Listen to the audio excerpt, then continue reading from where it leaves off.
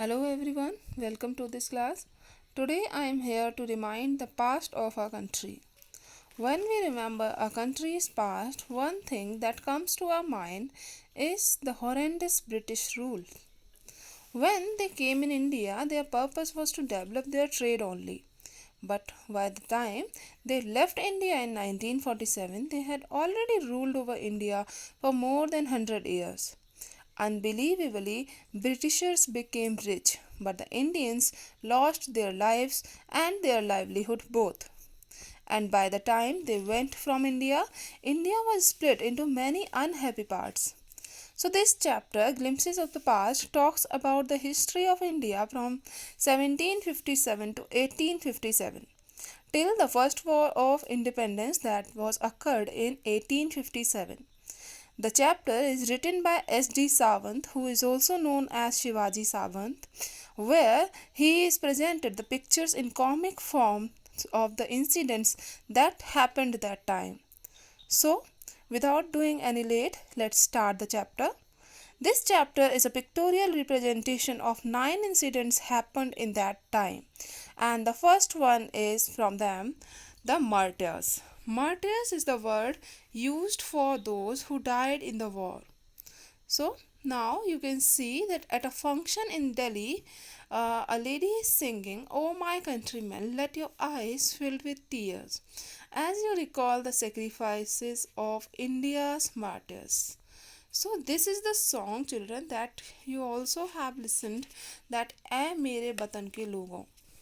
So, in the function that was held in Delhi, in which the famous singer Lata Mangeshkar was singing a patriotic song about the martyrs who gave up their lives for the freedom.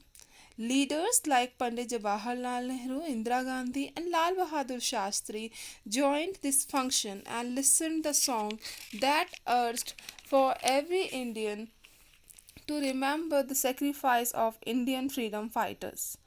And in the second picture, you can see that Jawaharlal Nehru is reminded of Gandhiji, Bhagat Singh, and many others like Subhash Chandra Bose, etc. The song "ऐ मेरे वतन के लोगों" touches the heart of every Indian because it reminds us the great sacrifice of the great Indians for the sake of freedom of our country. The next incident is related to the company's conquest from 1757 to 1849. So, first of all, you can see that with its superior weapons, the British East India Company was extending its power in 18th century India. There is a map. You can also have a look at the map of India in 1765, where you can see the majorly the yellow portion is there, and under this portion was under Indian rulers, and the pink portion was in under British territory that time. In India of 1757, Indian princess was short-sighted. That upstart Rajabha called the English merchant, "They will help me to defeat him." The people had no peace due to such constant fights.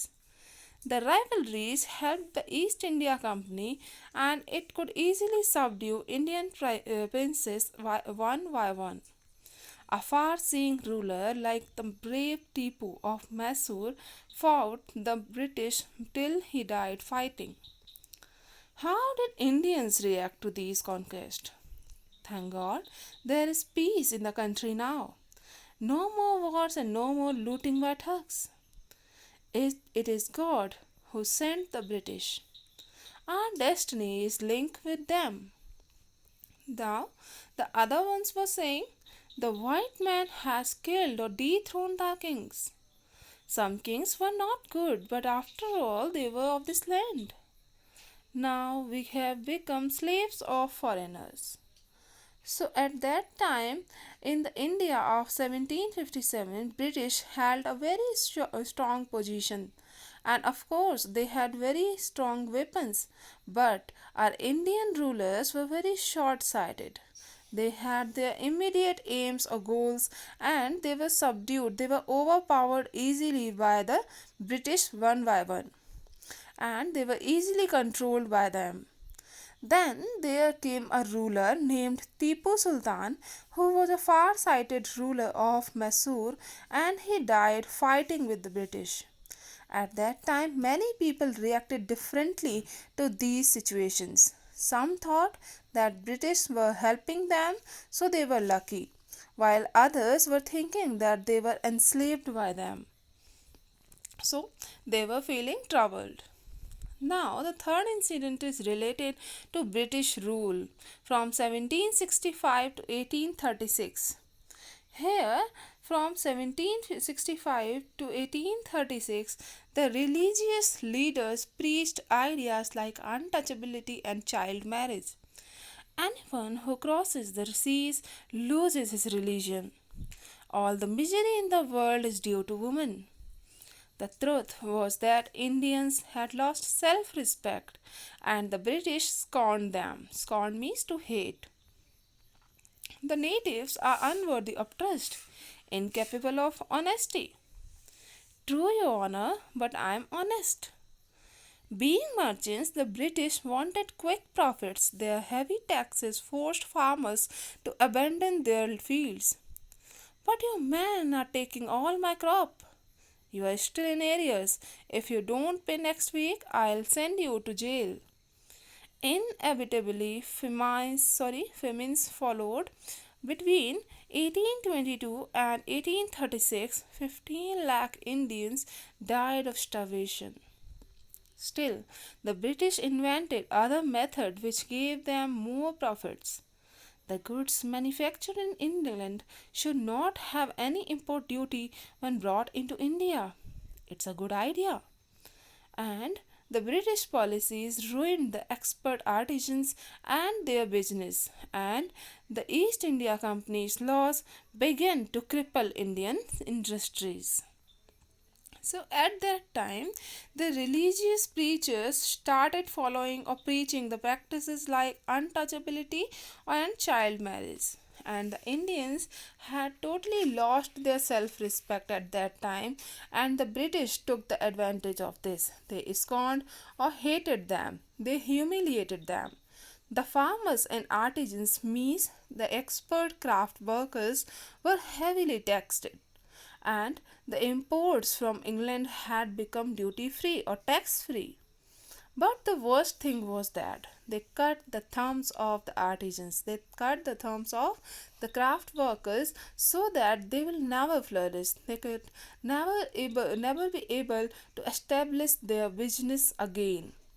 In this way, they spoiled their whole life for their selfish goals.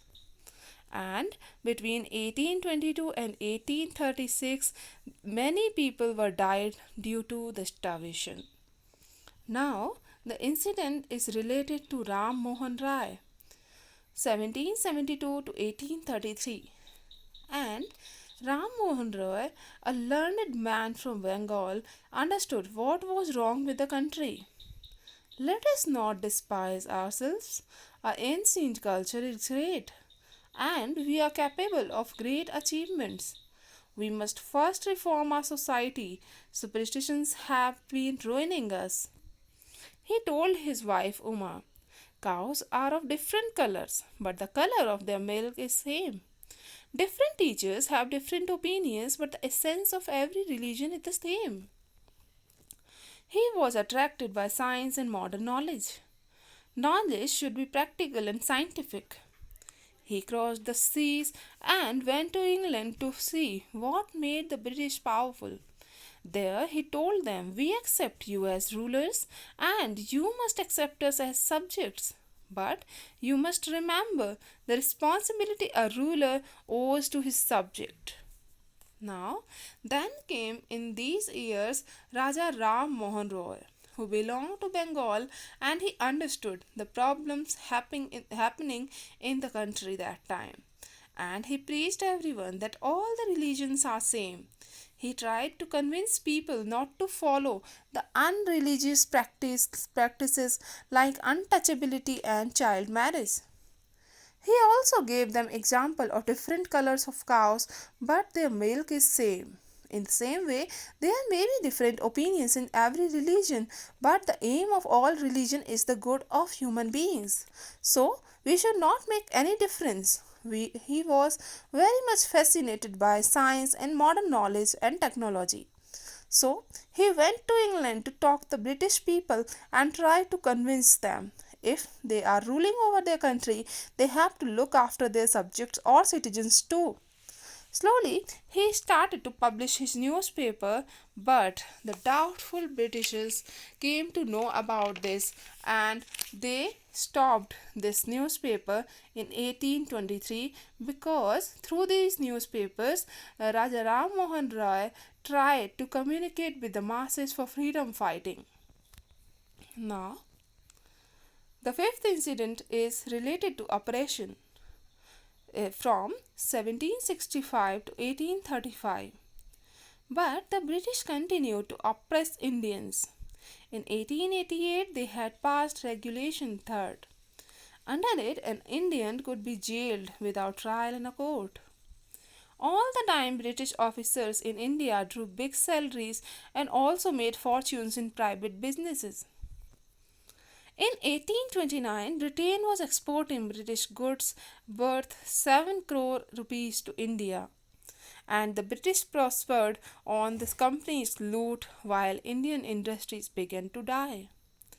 Governor General Bantic reported back home, the bones of cotton weavers are bleaching the plains of India. So now the oppression occurred from 1765 to 1835 by the Britishers of Indian citizens. Now in 1818, the Britishers passed a new rule that any Indian could be jailed without trial, and it was Regulation 3rd. They started making money and big fortunes with the help of their trade, and by the end of 1829 they were exporting goods from Britain worth 7 crores rupees to India. In this way, the Indian industry was going to be lost and they were going to flourish. The Governor General Bantic reported back to his country that the bones of cotton weavers are bleaching the plains in India. That means British had been making money. They were being prosperous over the ruin of Indian industries and people. Okay, children, so this is the first part of the story. The next part will continue in the next class. So, till then, have a good revision of this part. Stay safe, stay healthy, take care of you. Thank you all.